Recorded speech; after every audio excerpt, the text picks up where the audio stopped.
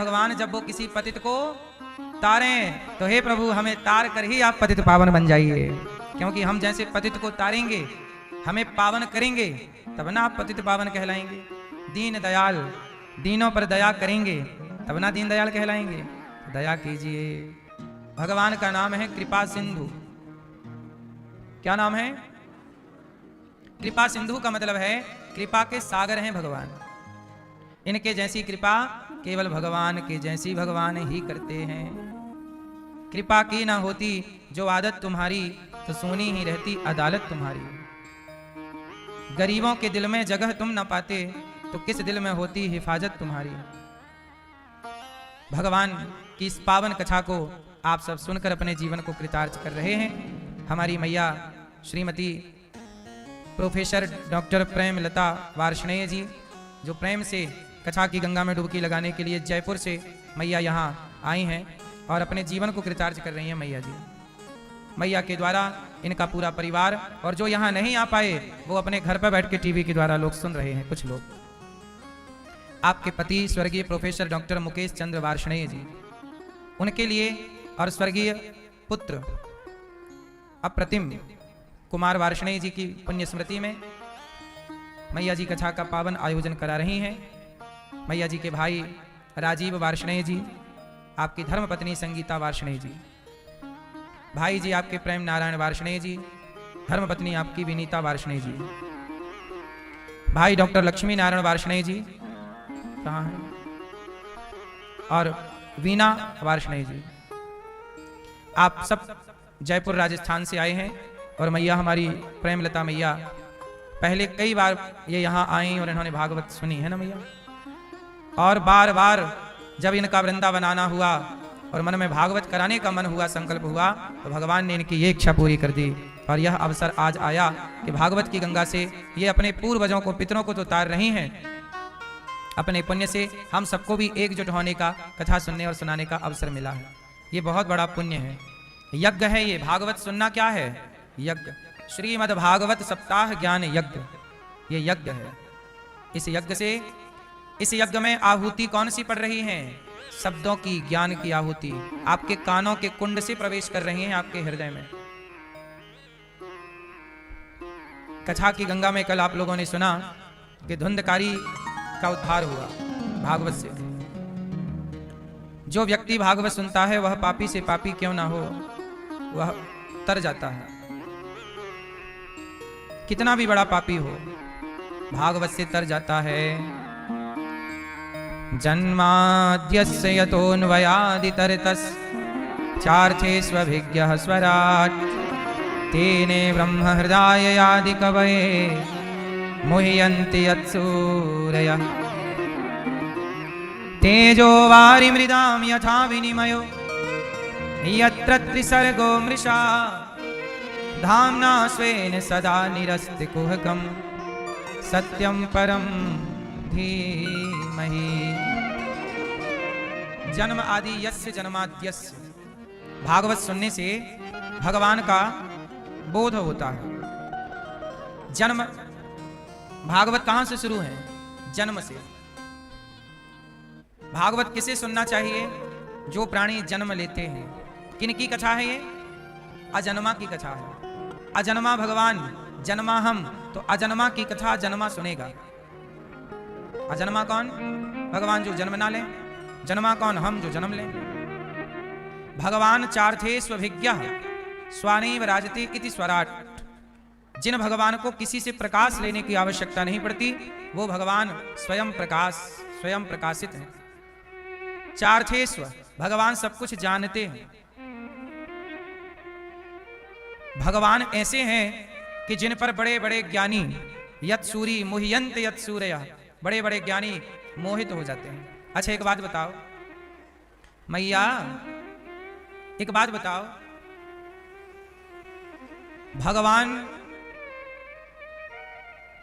भगवान को कौन कौन जान पाया? मैया सुन रही हो मेरी मां? ध्यान से सुनिएगा। भगवान को कौन कौन जान पाया? बताओ, भगवान को पूर्ण रूप से कौन जानता है? उत्तर दीजिए। भगवान को पूरा पूरा बताओ कौन जानता है? आप बताओ, हैं? कौन सा भक्त नाम? आप बताओ मैया, भगवान को पूरा पूरा कौन जानता है? हैं? पीछे वाली मेरी मां, भगवान को पूरा पूरा कौन जानता है? कौन? कोई नहीं। भगवान को पूरा कोई नहीं जानता। पूरा हनुमान जी भी नहीं जानते, पूरा शंकर जी भी नहीं जानते, पूरा ब्रह्मा जी भी नहीं जानते। भगवान, पहले तो ये बताओ कि भगवान, जिन भगवान की हम बात कह रहे हैं वो भगवान कौन है? ये मैया बताएंगे, हमारी चश्मा वाली मैया। बताओ भगवान कौन है? सर्वे सर्वा है, नाम क्या है? एक आप बताओ, आप किसे भगवान मानती हैं? बैठे बैठे, ठीक है, आप बताइए भगवान कौन है? जिन्हें कोई नहीं जान पाया, जिन्हें शंकर जी शिव भी नहीं जान पाए, वो भगवान कौन है? कौन है वो? कौन है वो? आप बताइए। जिन्हें शिव भी नहीं जान पाए, जिन्हें शेष भी नहीं जान पाए, ब्रह्मा नहीं जान पाए, वो कौन है? बोलो। हाँ, उनका नाम है नारायण। क्या नाम है? इसलिए सबसे बड़े ऋषि कौन है? सबसे बड़े ऋषि हैं देवर्षि। कौन? देवर्षि, देवताओं के भी ऋषि देवर्षि नारद जी। देवताओं के गुरु नारद जी भी, इसलिए नारद जी क्या जपते हैं? नारायण नारायण। क्या जपते हैं? नारायण नारायण। और तो ठीक है, शंकर जी भी क्या जपते हैं? शंकर जी हनुमान बन के आए त्रेता में और राम राम जपे। द्वापर में शंकर जी बांसुरी बनकर आए और भगवान कृष्ण की अधरों से चिपक गए। तो शंकर जी भी ध्यान लगाते हैं तो किनका? भगवान नारायण का। अब आप ध्यान से सुनो, जिन कृष्ण की आप भागवत सुन रहे हैं, जो जिनकी आप भागवत सुन रहे हैं, वो भगवान है। और भगवान वो, जिन भगवान, अच्छा ब्रह्मा कितने हैं? कितने ब्रह्मा हैं? करोड़ों। विष्णु कितने हैं? ब्रह्मा, विष्णु और शिव, ये तीनों हजारों हैं। क्यों हजारों हैं? क्योंकि भगवान के ऐसे हजारों ब्रह्मांड हैं। तो एक एक ब्रह्मांड की व्यवस्था में 3 लोग चाहिए, ब्रह्मा, विष्णु और शिव। तो एक ब्रह्मा से एक ब्रह्मांड संभलेगा, तो दूसरे ब्रह्मांड के लिए दूसरे ब्रह्मा, दूसरे विष्णु और दूसरे शिव। तो अनेक अनेक ब्रह्मा, अनेक अनेक विष्णु, अनेक अनेक शिव भी उन्हीं नारायण का ध्यान करते रहते हैं।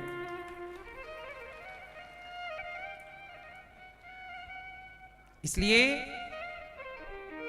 भगवान की ये 3 शक्तियां हैं, ब्रह्मा, विष्णु, महेश। इन तीनों शक्तियों को जोड़ देने से इन्हीं शक्तियों को कहते हैं God. GOD। G for generator, O for operator, D for destroyer. Generator Brahma ji, operator भगवान। सृष्टि उत्पन्न कौन करता है? ब्रह्मा जी। पालन कौन करता है? भगवान विष्णु। और संहार कौन करता है? भगवान शिव। ये तीनों शक्तियों को जोड़ा तो बना God. G generator, O operator, D तीनों को जोड़ा तो गॉड। ठीक है, अब बहुत ध्यान से सुनने का विषय है। ये 3 शक्तियां ही हर समय काम करती हैं। भगवान हर क्षण क्या करते हैं? उत्पत्ति। हर क्षण क्या करते हैं? पालन। हर क्षण क्या करते हैं? संहार। अच्छा ये बताओ, संहार, उत्पत्ति और पालन कितनी देर देर में होता है? आप बताइए। हाँ, हर क्षण जितनी देर में आपने पलकें झपकाई, इतनी देर में उत्पत्ति भी हो गई और पालन भी हो गया और संहार। इसे और सूक्ष्म दृष्टि से देखिए। आप ये बताइए कि जैसे आप कल थे वैसे आज हैं कि नहीं?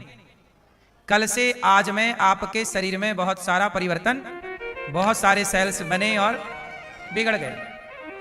आपका शरीर हर क्षण बदल रहा है। जवानी देखो ना, बच्चा पैदा हुआ था 2.5 किलो का था, तनिक सा बड़ा हुआ, बड़ा कब हो गया देखते देखते। तो वो प्रत्येक घंटे प्रत्येक सेकंड बदलाव चल ही तो रहा है, पर वो बदलाव इतना सूक्ष्म है कि हमारी आंखों में पकड़ में नहीं आता। जब आप किसी को साल 2 साल बाद देखते हैं तब उसकी शकल सूरत बदली बदली दिखती है, यार तू तो बदल गया क्यों। लेकिन जो रेगुलर देखने वाला है उसके सामने बदलाव नजर नहीं आता। क्यों, सही है गलत है? तो प्रत्येक क्षण परिवर्तन है, उत्पत्ति है, नया शरीर उत्पन्न हो रहा है, पुराना जा रहा, और हर क्षण पालन चल रहा है। हर क्षण क्या है, आपको हर क्षण ऑक्सीजन मिल रही है, हर क्षण आपके लिए अग्नि काम कर रही है। आपका भोजन कौन पचा रहा है? आप अपना शरीर देख लीजिए, अभी आपका पेट गर्म होगा, अग्नि हर क्षण काम कर रही है। तो हर क्षण पालन, हर क्षण उत्पत्ति और हर क्षण संहार, यही ब्रह्मा विष्णु महेश है, यही। और इन तीनों को कंट्रोल भगवान श्रीमन नारायण का है, इन तीनों को आदेश भगवान नारायण का। आपको यह कार्य करना है। अब आप ये मत समझ लीजिएगा कि शिव नारायण से अलग है। भगवान नारायण, एक बात बताएं, भगवान मूल में भगवान नारायण है। भगवान नारायण ही 3 शक्तियों के रूप में प्रकट हो जाते हैं, वही डिवाइड हो गए 3 भागों में, ब्रह्मा विष्णु महेश। बोलो हाँ। अब जरा सोचिएगा, लोहे से बनती है हथौड़ी और लोहे से बनती है छेनी, और ये दोनों मिलकर लोहा काटती रहती हैं। बोलो हाँ। लोहे की छेनी, लोहे की हथौड़ी और लोहा काट रही है। लोहे का ही सामान है, लोहा ही छेनी के रूप में परिणत हो गया, हथौड़ी के रूप में परिणत हो गया। लोहे के अतिरिक्त तो कुछ नहीं है वहां पर। कटने वाला भी लोहा, काटने वाला भी लोहा। बोलो हाँ। उसी तरह बनने वाले भी भगवान और बनाने वाले भी भगवान। बने भी वही, ब्रह्मा विष्णु वही बन गए, वो बनाया भी उन्होंने, है ना। मिट्टी घड़ा बन गई, मिट्टी क्या बन गई? घड़ा बन गई। पर बनाने वाला यहां कुम्हार है, वहां लोहार है जो लोहे को पीट रहा है या ठीक ठीक कटवा रहा है, चला रहा छेनी हथौड़ी। यहां निमित्त और उपादान अलग अलग है।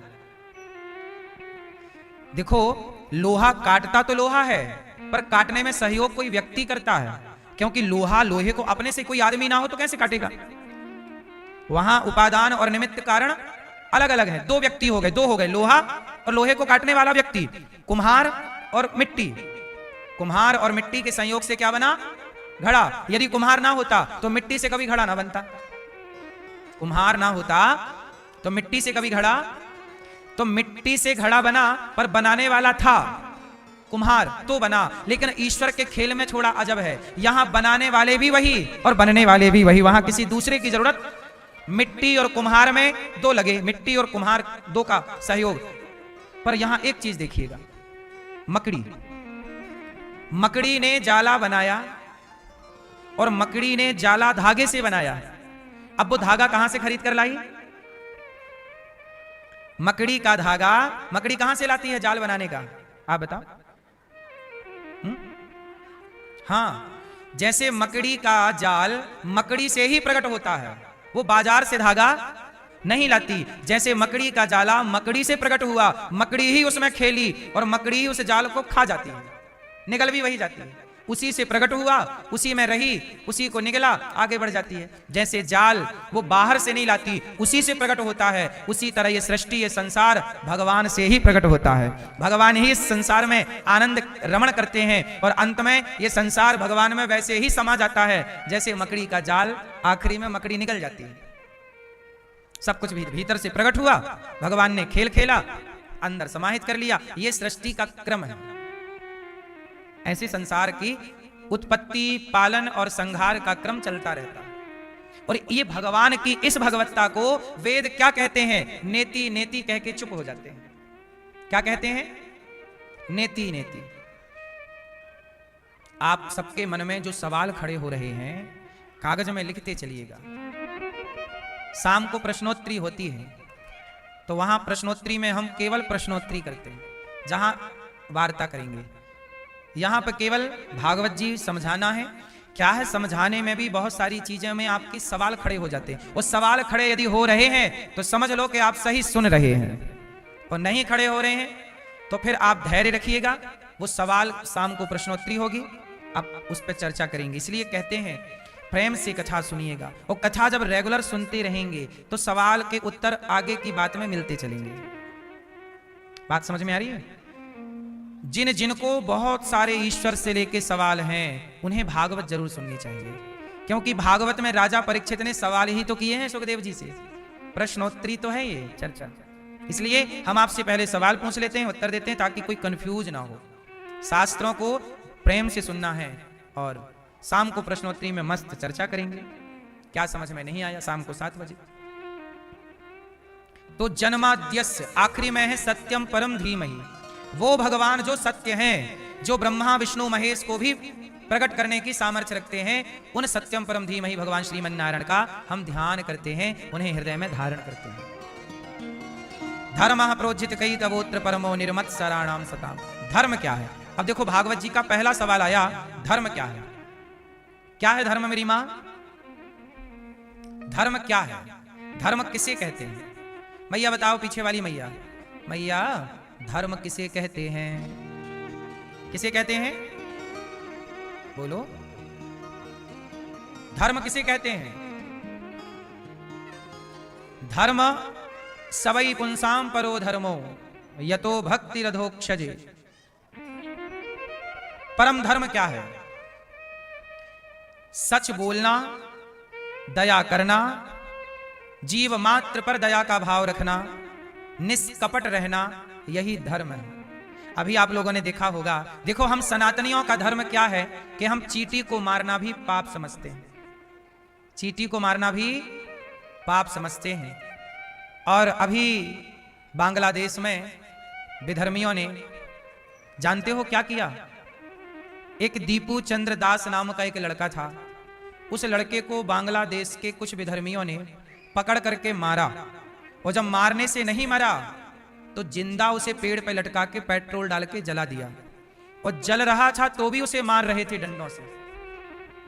अब बताइए इतना निर्दयी कौन हो सकता है?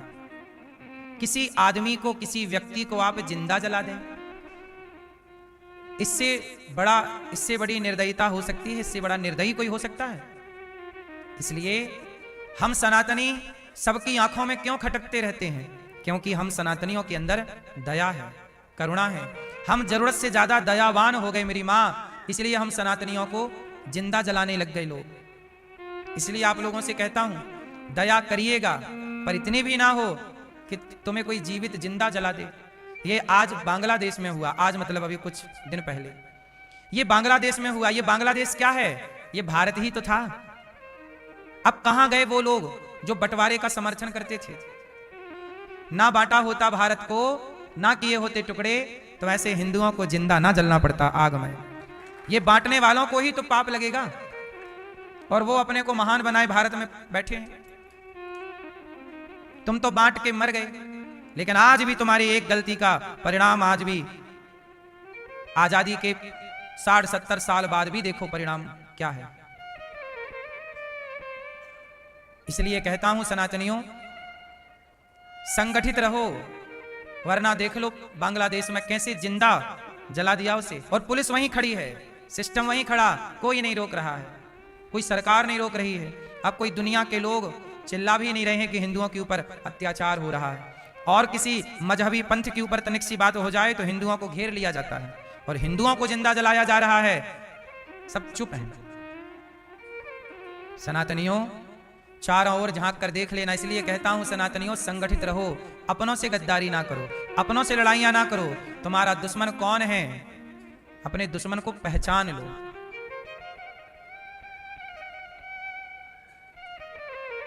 इसलिए संगठन, संगठित होने की बहुत आवश्यकता है। जहां सुमति तहां संपत्ति नाना। धर्म क्या है? मनुष्य मात्र का धर्म है परहित, सरिस धर्म नहीं भाई। परोपकाराय सताम विभूतया। परोपकार, परहित सबसे बड़ा धर्म है। सबकी सेवा कीजिए। हम सनातनी कितने अच्छे हैं कि हम किसी के प्रति ईर्ष्या द्वेष रखते ही नहीं, सबको गले लगाते हैं। लेकिन हम जिन्हें गले लगाते हैं वो हमसे ईर्ष्या रखते हैं, वो द्वेष रखते हैं। हम लोगों को आजादी के बाद क्या पाठ पढ़ाया कि हिंदू, मुस्लिम, सिख, ईसाई, हम सब हैं। ये पाठ हिंदुओं को पढ़ा दिया, लेकिन उन लोगों को नहीं पढ़ाया।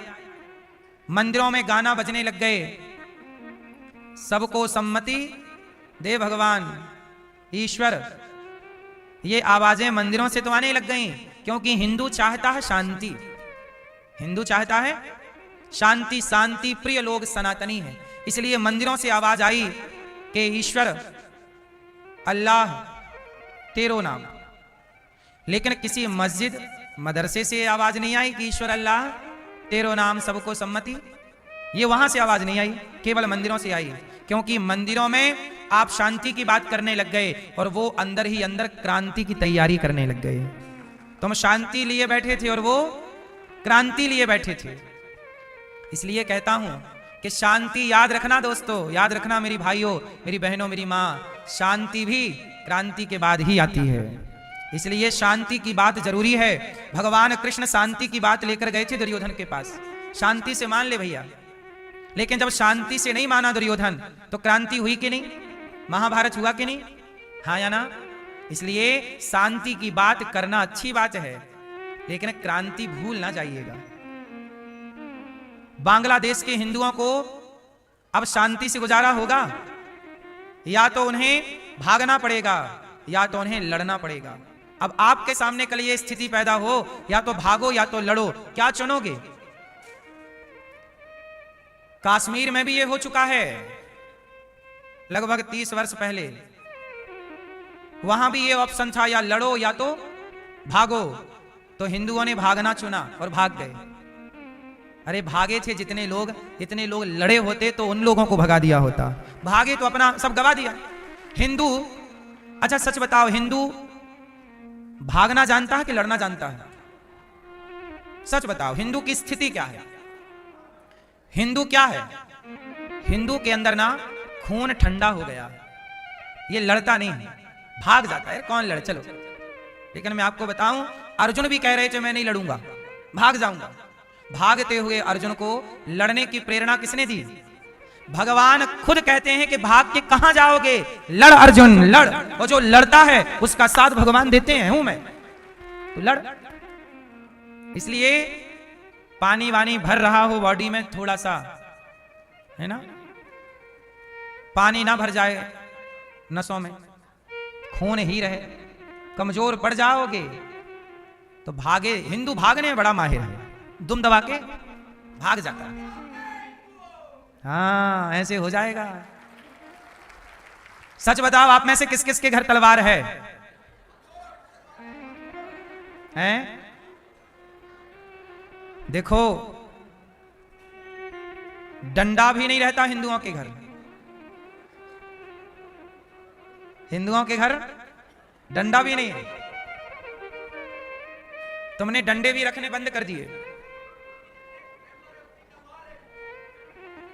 इसलिए हम आपको 100 बात की एक बात कहें कि आपकी डिग्रियां, आपकी जमीन, आपकी जायदाद काम ना आएगी। आपके घर के आगे आपके नाम की प्लेट लगी है ना, बस उसे उखाड़ के दूसरा अपना नाम लिख देगा, हो गया उसका। आपके खेत पे आके वो खड़ा हो जाएगा, कह देगा ये हमारा, तुम्हें भागना पड़ेगा। पाकिस्तान कितना बड़ा था, कितना बड़ा भूभाग था, और वहां हिंदुओं की खेलती हंसती आबादी थी। हजारों साल से वहां हिंदू रहा करते थे। पल भर में बंटवारा हो गया, सबको खेत घर छोड़ के आना पड़ा कि नहीं? बंटवारा इसी शर्त पे हुआ था कि पाकिस्तान में मुसलमान रहेंगे, हिंदुस्तान में हिंदू रहेंगे। तो पाकिस्तान से तो खदेड़ दिए गए हिंदू। यहां से जाने के टाइम बापू को बुखार आ गया, बोले यहां से नहीं भेजेंगे। हैं? अब देखो, तसल्ली आप कैसे भी कर लो, आप तसल्ली कर लो किसी का भी नाम लेके। आंखें मूंद लेने से संकट नहीं टलता। शुतुरमुर्ग क्या करता है, जब संकट सामने देखता है तो रेत में अपना मुंह डाल लेता है। उसे लगता है हमें नहीं दिख रहा है, मतलब सामने कोई संकट नहीं है। केरल से हिंदू खदेड़ दिए गए। फिनिश है केरल, लगभग फिनिश है। कश्मीर आपके सामने है। बंगाल से हिंदू खदेड़े जा रहे हैं। यूपी में कितने शहर हैं जहां हिंदू अल्पसंख्यक हो गए?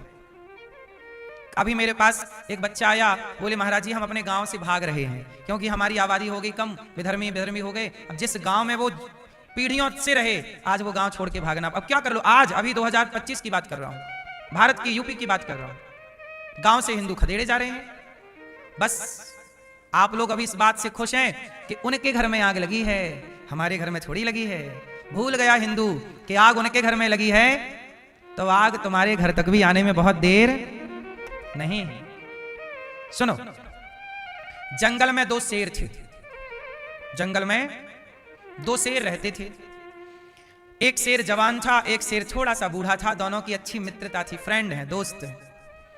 बूढ़ा शेर और जवान शेर में एक दिन कुछ कहा सुनी हो गई, आपस में मतभेद हो गया, मनभेद हो गया, दोनों में कट्टी हो गई। बात नहीं करेंगे अब, चलो। बूढ़ा शेर अब कुछ बूढ़ा और हो गया, तो जंगल के कुत्तों ने बूढ़े शेर को घेर लिया कि अब तो ये बूढ़ा हो गया और इसके जवान दोस्त से इसकी बोलचाल भी नहीं है, चलो अब इसे मार डालते हैं। तो जंगली कुत्तों ने बूढ़े शेर का शिकार करना स्टार्ट किया, उसे नोचने लगे।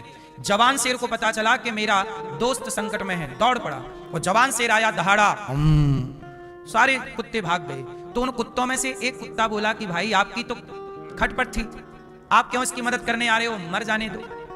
तो जवान शेर ने जो कहा वो सारे हिंदुओं को सुनना चाहिए।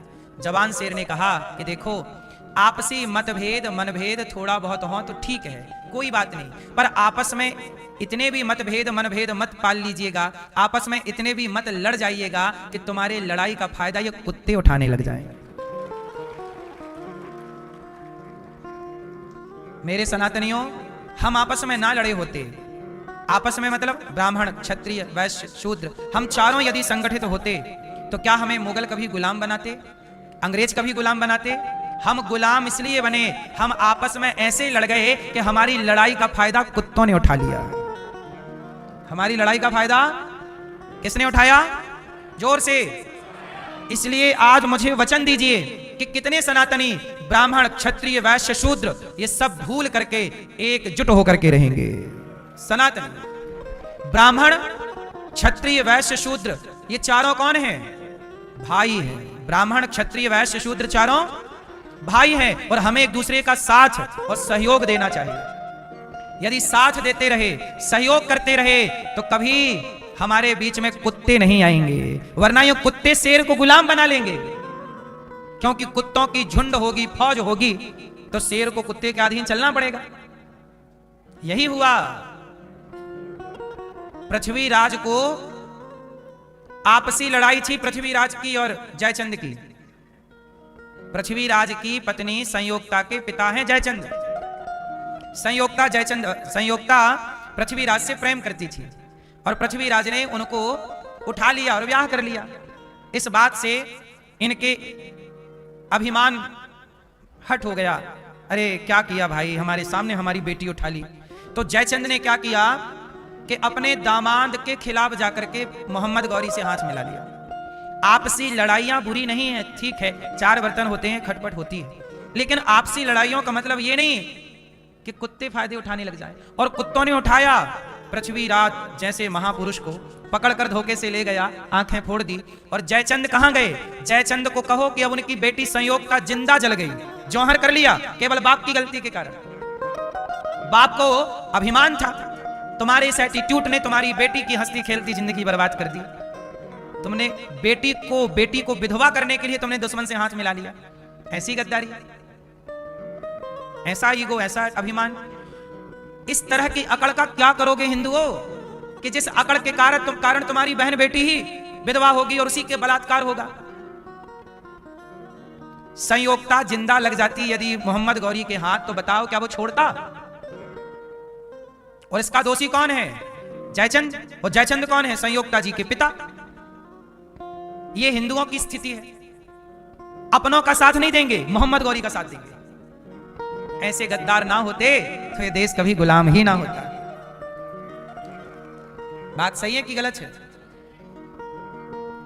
इसलिए अभी भी समझ जाओ, बांग्लादेश में जो घटना घटी, एक दीपू चंद्र दास नाम के बालक को, जो कि अभी 20-25 साल का जवान लड़का था, मार डाला, पेड़ पे लटका के आग लगा दी। जलते हुए को मारा, इससे बड़ा कलंक मानव जाति के लिए हो सकता है?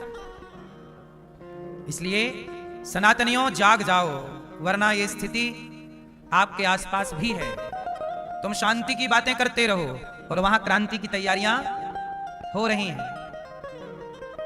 इसलिए शांति का प्रस्ताव लेकर गए थे श्री कृष्ण, पर शांति की बात करना हम जानते हैं, इसका मतलब ये नहीं कि क्रांति नहीं जानते। शांति भी जानो और जरूरत पड़ने पर क्रांति भी जानो, दोनों जानना पड़ेगा।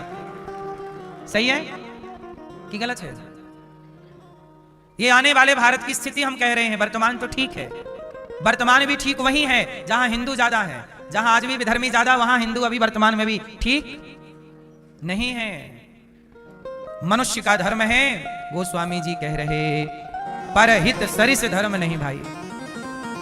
अच्छा बताओ, भगवान कैसे हैं? साकार हैं कि निराकार हैं? सगुण हैं कि निर्गुण हैं? कैसे हैं? कैसे हैं भगवान? साकार निराकार? हाँ, भगवान साकार भी है और निराकार भी है। साकार रूप में राम है, कृष्ण है, नृसिंह है, वामन है, और निराकार रूप में भगवान, जिन्हें आप परमात्मा कहते हैं, जिन्हें आप ब्रह्म कहते हैं, वो ब्रह्म, वो परमात्मा निराकार रूप में व्याप्त है। जैसे पानी साकार भी है, बर्फ साकार है, और पानी बहता हुआ निराकार है। पानी का कोई आकार नहीं होता, लेकिन जरूरत पड़ने पर पानी बर्फ बनके आकार लेता है, साकार। तो जो निराकार पानी है, जरूरत पड़ने पर आकार लेकर साकार भी हो जाता है। तो जो परमात्मा निराकार है, वो जरूरत पड़ने पर सगुण साकार भी हो जाता है। इसलिए ईश्वर निराकार भी और सगुण ही अगुण ही नहीं कछु भेदा। साकार में और निराकार में कोई भेद, साकार और निराकार में कोई भेद नहीं है। भगवान में कोई भेद नहीं मानना चाहिए। कोई कहे कि मैं निर्गुण की पूजा करता हूं, ठीक है, कोई साकार की पूजा करता है, सही है। भगवान के अवतार कितने हैं? 24। नारायण भगवान का पहला अवतार है सनकादि, सनक, सनंदन, सनातन, सनत कुमार। दूसरा अवतार है वाराह। भगवान ने एक वाराह का अवतार लिया, हिरण्याक्ष को मारा, पृथ्वी की स्थापना की। किसका अवतार लिया भगवान ने? वाराह। तीसरा अवतार भगवान का नारद जी। चौथा नर नारायण। पांचवा कपिल देव जी, जिन्होंने अपनी मां को सांख्य शास्त्र का ज्ञान दिया।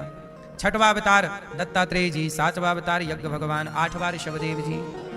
ऐसे भगवान के जहां जहां जरूरत पड़ी वहां वहां अवतार लिया। कभी कच्छप बने, धनवंतरी बने, मोहिनी बने, नरसिंह, वामन, परशुराम जी, व्यास जी, राम जी, बलराम जी, भगवान कृष्ण, बुद्ध अवतार, हरि अवतार, हंस अवतार, हयग्रीव अवतार, कल्कि अवतार होगा। ऐसे भगवान ने बहुत अवतार लिए हैं जहां जरूरत। अच्छा, भगवान अवतार क्यों लेते हैं? जब जब हो यह धर्म की हानि, बाढ़हि असुर अधम अभिमानी, तब तब धरि प्रभु विविध शरीरा, परित्राणाय साधूनाम विनाशाय च दुष्कृताम, धर्म संस्थापनार्थाय संभवामि युगे युगे। जब जब धर्म की हानि हुई, भगवान ने अवतार लिया। कौन अवतार लेगा? भगवान आएंगे और पाप का नाश करेंगे। अच्छा, एक बात बताओ, भगवान श्री कृष्ण आए ना, पर दुर्योधन का नाश किसने किया?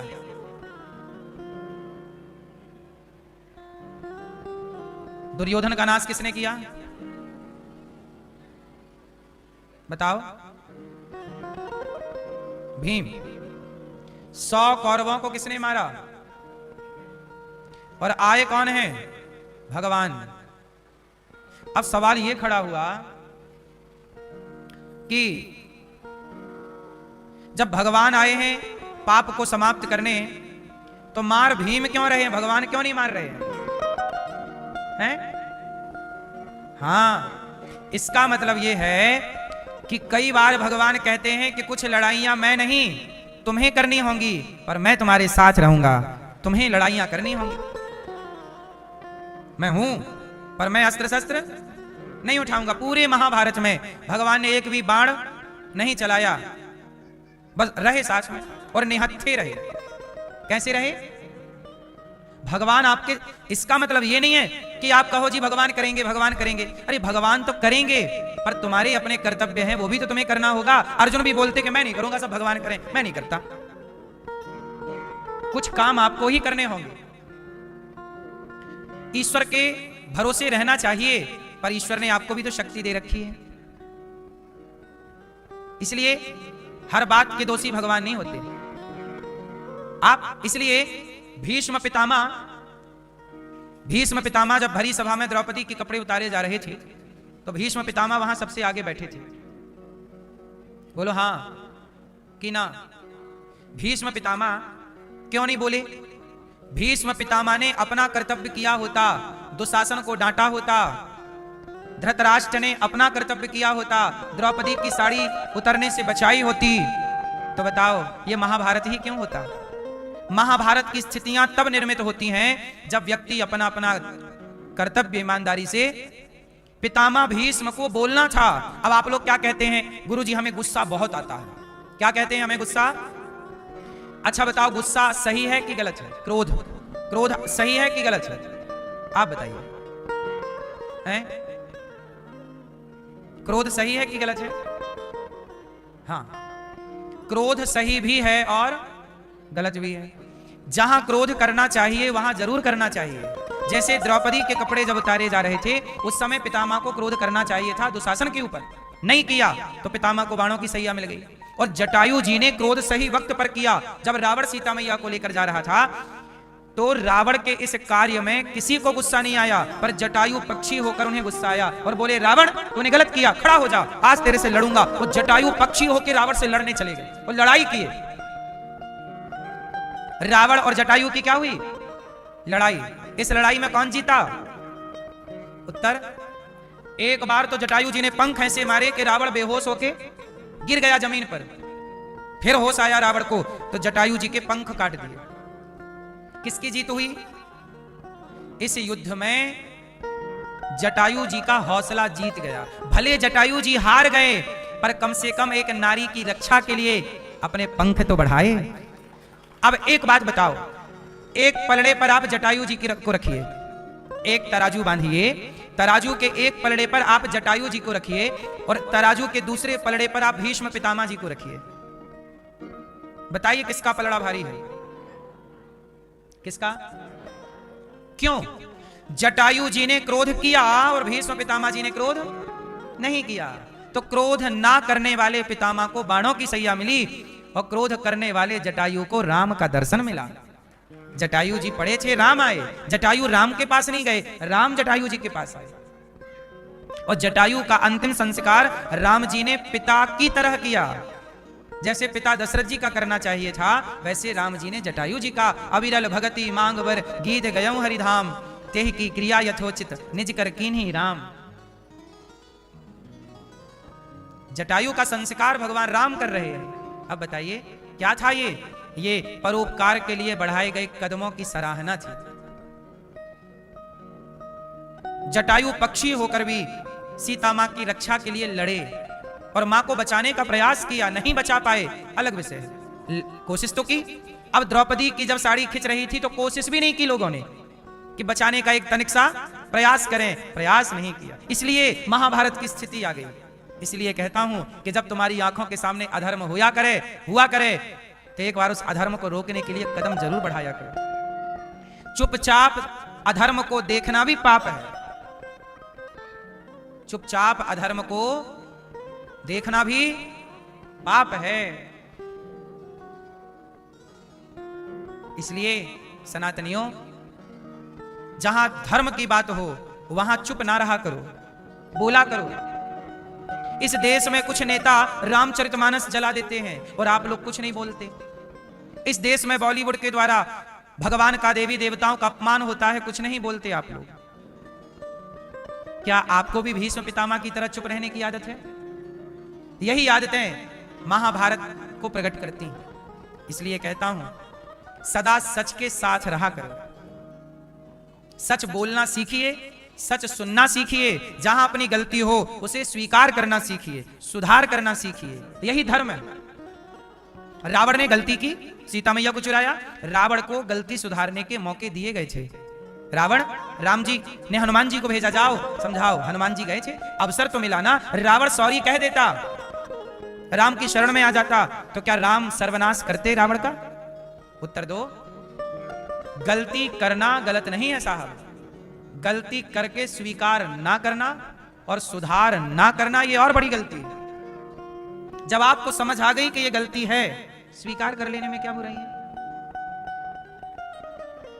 इसलिए गलतियों को स्वीकार कीजिए, सुधार कीजिए। गौरी गोपाल आश्रम के बारे में कितने लोग गलत बोलते हैं, उनमें से कुछ लोग ना बाद में आते हैं। अभी 2 दिन पहले मेरे पास एक भैया जी आए। वो भैया जी आए और उन्होंने कहा कि महाराज जी हमने बड़ी गलती कर दी। हमने कहा आपने क्या गलती की? उन्होंने बताया कि महाराज जी लोगों के भड़काने पर हमने आपका विरोध किया था और आपके पुतले जलाए थे। और आज जब गौरी गोपाल आकर देखा तो आंखों से आंसू रुक नहीं रहे हैं कि जो व्यक्ति इतनी सेवा कर रहा हम उनके पुतले जला रहे हैं और भड़काने पर लोगों के हम आ गए। तो गलती उन्होंने की, विरोध किया। जब वो गलती कर रहे थे, जब वो मेरे पुतले जला रहे थे, जब वो मेरा विरोध कर रहे थे, तब मैं उनको कुछ बोला नहीं। मैंने ना उन्हें गाली दी, ना मैंने अपमान किया। तुम कर लो, हम क्यों जवाब दें? तुम्हें समझ नहीं आ रही है, हमें तो समझ है। कितने लोग हैं जो पहले गलतियां करते हैं और बाद में आते हैं कि हमसे गलती हो गई। तो गलती कर लेना गलत नहीं है, गलती को समय पर स्वीकार कर लो कि भाई ये गलती हुई है। विरोध जरूर करना चाहिए। विरोध किसका करना चाहिए? दुशासन का विरोध करना चाहिए था, पितामह को। लेकिन आजकल लोग दास अनिरुद्ध का कुछ लोग विरोध करते हैं। उस अनिरुद्ध का जो वृद्ध माओं की सेवा करता है, जो वृद्ध माओं के पांव दबाता है। आपने कभी पहले देखा था कि कोई बेटा अपनी माँ के पांव, कुछ बेटे तो माँ के पांव दबाते थे, लेकिन जब मैं कछाओं में पांव दबाता रहा माँ के और टीवी पर वो फोटो वीडियो चली तो बहुत सारे बच्चों ने देखकर अपनी अपनी माँ के पांव दबाने सीख लिए और सेवा करने लग गए। समाज को कई बार सिखाने के लिए कार्य करना पड़ता है। राम जी ने जो जो काम किए थे वो काम राम जी बताकर भी तो कर सकते थे। भाई के साथ कैसा व्यवहार करना चाहिए, राम जी यदि बताते सब चीजें ज्ञान की तो राम की बताई बातों पर कौन भरोसा करता। इसलिए राम जी ने कुछ बताया नहीं, राम जी ने सब कुछ किया कि भाई के प्रति कैसा व्यवहार हो, माँ के प्रति कैसा व्यवहार हो, है ना। माँ ने कह दिया वनवास जाना है, चले गए। पिता ने कह दिया वनवास जाना है, चले गए। भाई के लिए सिंहासन छोड़ दिया, भाई से मिले। भाई भरत का क्या फर्ज होना चाहिए, ये सारी बातें जरा सोचो। कहकर राम जी बताते तो समाज में इतना प्रभाव। इसलिए कुछ चीजें कहकर नहीं बताई जा सकती। गौरी गोपाल के आश्रम, गौरी गोपाल की सेवाएं कहकर नहीं बताई जा सकती, करके बताना था। इसलिए करके दास अनिरुद्ध तो बता रहा। अब करके बता रहे हैं तो कुछ लोग आप जैसे भले लोग हैं जो देखते हैं और आशीर्वाद देते हैं, लेकिन समाज में अच्छे बुरे तो सदा रहते हैं। देखो एक बात याद रखिएगा, आप कितना भी अच्छा काम कर लीजिएगा पर सारे लोग आपको अच्छा तब भी नहीं कहेंगे। इसका उदाहरण माता जानकी है। सीता मां को लोगों ने अच्छा नहीं कहा। हाँ, सीता मां कितनी अच्छी है, बताओ कितनी अच्छी है, आप बताओ सीता मां की क्या अच्छाई है, आप अच्छाई बताओ भैया। सीता मां की 2 अच्छाइयां आप बताओ। है अच्छी 2 अच्छाई गिनाओ, क्या क्या अच्छी, कैसी अच्छी है?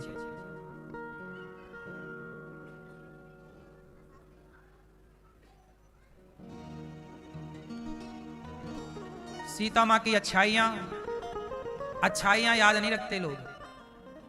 सुनो सीता मां की अच्छाई सुनो। सीता मां रावण के यहां थी। रावण लंका का राजा है। आपको पता होना चाहिए कि लंका जाने से पहले सीता मैया के मन में सोने के मृग की इच्छा थी। सोने के मृग की इच्छा थी कि ये सोने का मृग मिल जाता। जरा सोचिए कि सीता मैया के अंदर सोने के मृग की कामना है, और जब सीता मैया लंका आई तो सोने का मृग नहीं, यहां तो सोने के खंबे हैं, सोने की दीवारें हैं, सोने का महल है।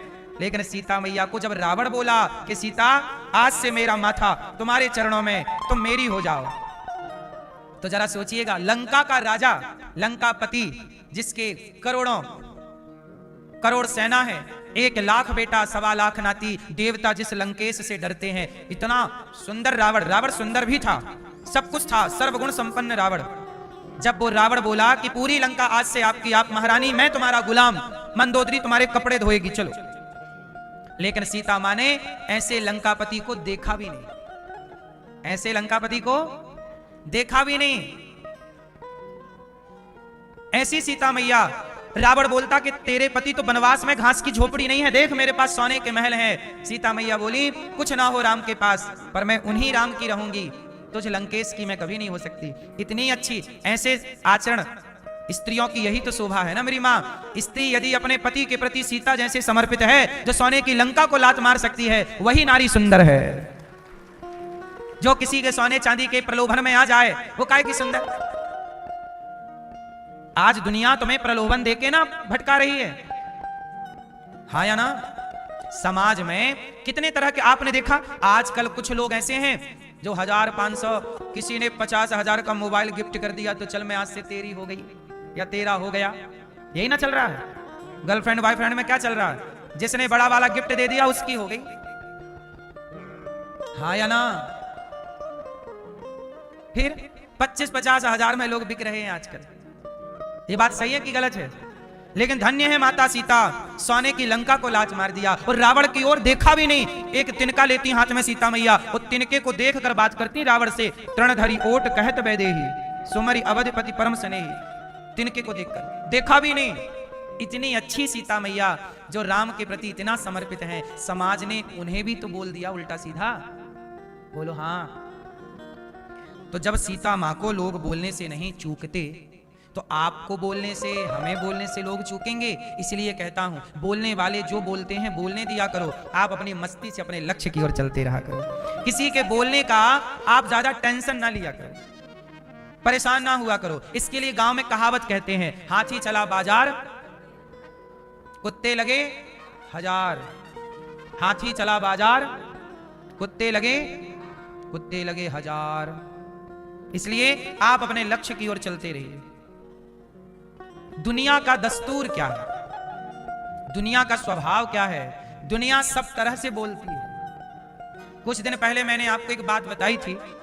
एक लड़की, हरियाणा की एक घटना है, एक लड़की काम करती, कोचिंग देती और सबसे बच्चों से जो पैसा कमाती अपना घर चलाती बिंदास। तो लड़की के पिता को गांव वाले बोलने लगे कि तू तो अपने बेटी की कमाई खाता है। बाप को क्या ताने मारे लोग, तू तो अपने बेटी की कमाई खाता है। इतना परेशान किया कि बाप ने बेटी से कहा कि बेटा ये कोचिंग बंद कर दे। बेटी बोली मैंने इतनी पढ़ाई की है, मेरा पूरा फ्यूचर खराब हो जाएगा, पिताजी बंद ना कराओ। बेटी ने बाप की बात नहीं मानी और वो कोचिंग चालू रखी। बाप को गुस्सा आया। बाप को गुस्सा क्यों आया? लोगों ने गुस्सा दिलाया, समाज ने। और बाप ने बंदूक उठाई और अपनी बेटी को मार दिया। ये टीवी पे आपने देखी होगी ये घटना। बाप ने अपनी बेटी की कर दी हत्या। और जब बेटी की हत्या हुई तो पुलिस आई और बाप को पकड़ कर ले गई। और दुनिया वाले आज भी उसी चौराहे पर बैठ के क्या बोल रहे हैं? राम राम, कैसा निर्दयी बाप है, बेटी को मार डाला। अब आपसे मेरा सवाल है, बताओ बेटी का हत्यारा बाप है कि समाज है? बोलो। उस बाप को बेटी की हत्या करने के लिए उकसाया किसने? लोगों ने बोला तू तो बाप बेटी की कमाई खाता है, तू तो बेटी की कमाई खाता है। बोलो हाँ या ना। वो दंड किसे मिला? बेटी मर गई, बाप जेल चला गया, दोनों बाप बेटी बर्बाद हो गए। वो समाज आज भी वहीं बैठे प्रपंच कर रही है। इसलिए लोगों का कुछ ना बिगड़ेगा, लोगों के चक्कर में ना पड़ना, आप अपने विवेक से करना। मंथरा के कहने से कैकेयी ने मान ली और बसे बसाए घर को उजाड़ दिया। लोगों का क्या है? क्या बिगड़ा मंथरा का? बिगड़ा तो कैकेयी का बिगड़ा। बोलो हाँ। इसलिए आपको किसी के कहने से भ्रमित नहीं होना चाहिए। कोई भी निर्णय लो तो लोगों से पूछकर नहीं, जो बुद्धिजीवी हैं, गुरुजन है, बड़ा भाई है, माता पिता है, सलाह लेनी चाहिए आपस में। लोगों के कारण आप डिसीजन ना ले साहब। जीवन का सुकून गवा देंगे यदि लोगों की बात पर चलने लग गए तो। क्योंकि दुनिया कैसी है, कभी ऐसे बोलती है इस तरफ, कभी इस तरफ बोलती है। वो तुम्हारी तरफ बोल रहे हैं कि उनकी तरफ बोल रहे हैं, आज आप जज नहीं कर सकते कि लोग किसके साथ हैं। एक गीत आप सुन लीजिए, काम आएगा। हाँ, सुख के सब साथी, दुख में न कोई। आपका टाइम बढ़िया होगा, सब आपका साथ देंगे। टाइम थोड़ा सा वीक हुआ, कमजोर हुआ, लोग ऐसे निकलेंगे कि तुम्हें जानते ही नहीं। और जब टाइम अच्छा होगा तो दूर दूर के लोग कहेंगे हम तुम्हारे रिश्तेदार लगते हैं वहां के। जीवन आनी जानी छाया, झूठी काया झूठी माया, फिर काहे को सारी उमरिया, फिर काहे को सारी उमरिया, पाप की गठरी ढोई, सुख के सब साथी दुख में न कोई, मेरे राम तेरा नाम एक साचा दूजा न कोई।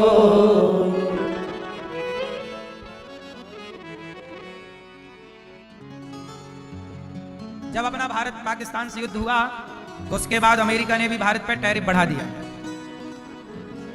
देख लिया ना उसने कि इनका युद्ध चालू हो गया, उसे लगा फायदा उठाना चाहिए। जब भारत का समय बिगड़ता है तो अपने लोग हाथ खींच लेते हैं, और जब समय अच्छा आता है, जब हमारी अर्थव्यवस्था ग्रो करती है, बढ़ती है, तो फिर आ जाते हैं। नहीं साहब तुम तो हमारे दोस्त। बोलो हाँ, सच बताएं, यहां दोस्ती दुश्मनी भी पैसे से तय होती है। पैसे हैं तो दोस्ती है, पैसे नहीं तो ना कुछ तेरा ना कुछ मेरा, ये जग जोगी वाला फेरा, राजा हो या रंक सभी का, राजा हो या रंक सभी का, अंत एक सा होई, सुख के सब साथी दुख में न को।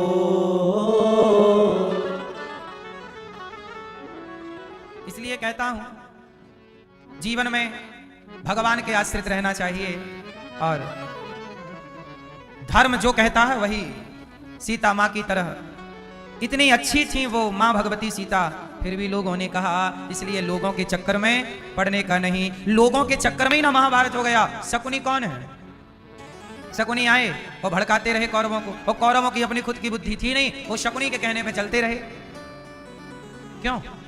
उस शकुनी ने जैसे जैसे षड्यंत्र चलाया, चालू चल गया और महाभारत हो गया, आपस में ही लड़ गए। बोलो हाँ, ये घटनाएं दर्पण है भैया, सीख लो। नहीं सीखे, जो व्यक्ति इतिहास से कुछ नहीं सीखता वो मूर्ख है।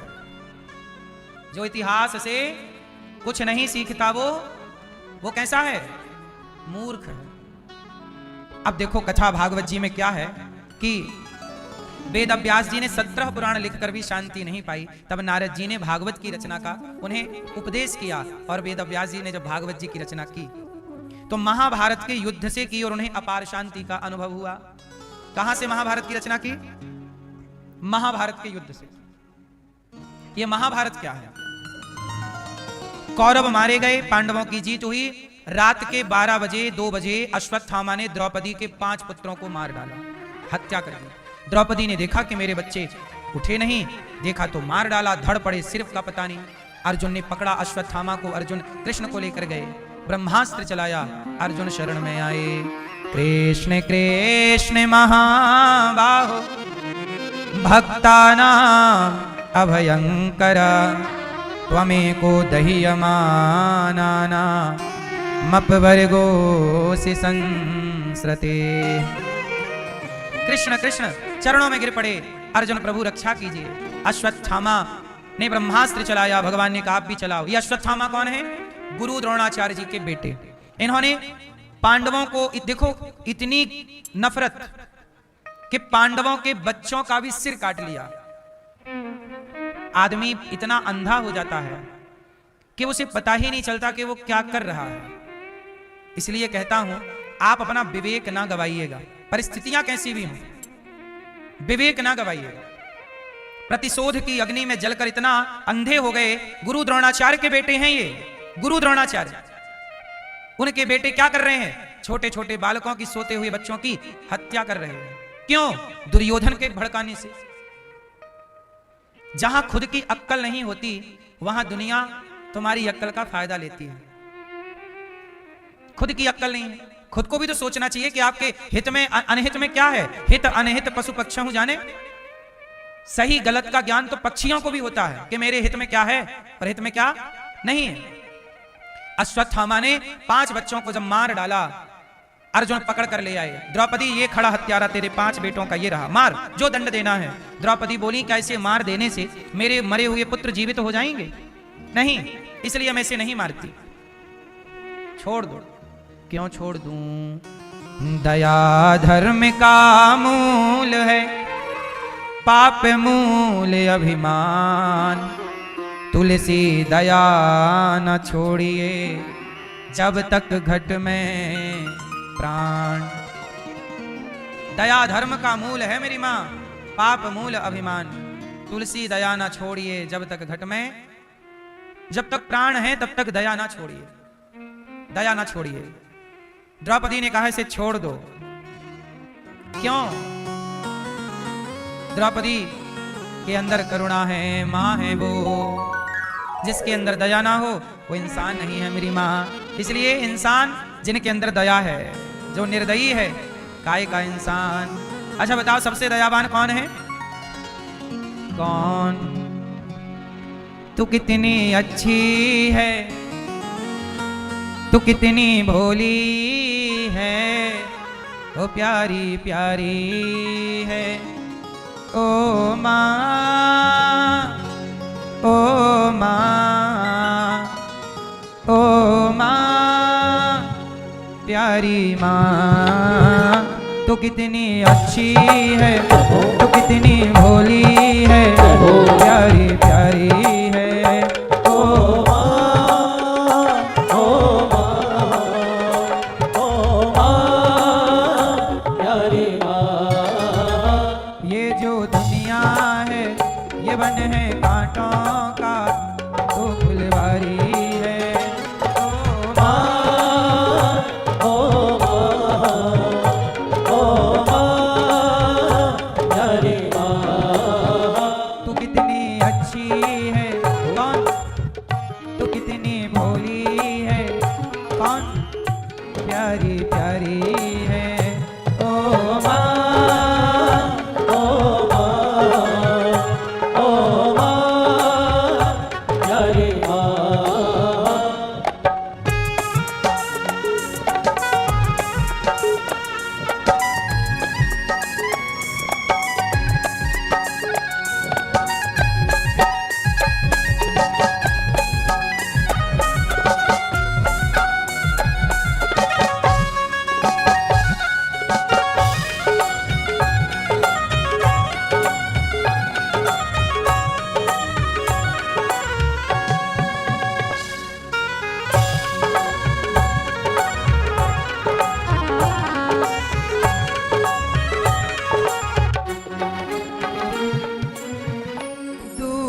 लागी है माँ तेरी अखियाँ, दुखन लागी है माँ तेरी अखियाँ, दुखन लागी है। माँ की आंखें दुखने लगती हैं, दर्द करने लगती हैं बच्चों के लिए रोते रोते। दुखन लागी है माँ तेरी अखियाँ, दुखन लागी है माँ तेरी अखियाँ। मेरे लिए जागी है तू, मेरे लिए जागी है तू, सारी सारी रतियाँ मेरी निदिया पे, अपनी निदिया भी होने वाली है। ओ माँ, ओ माँ, ओ माँ, प्यारी माँ।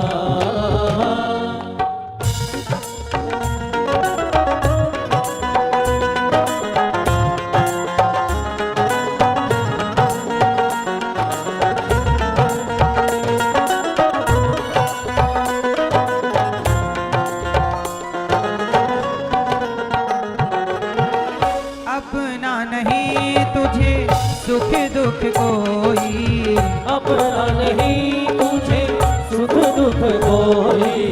माँ का अपना कोई सुख नहीं, दुख नहीं।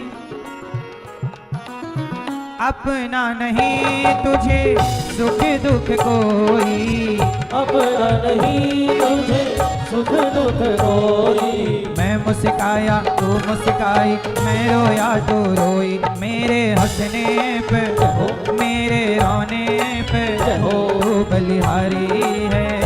ओ माँ, ओ माँ, आ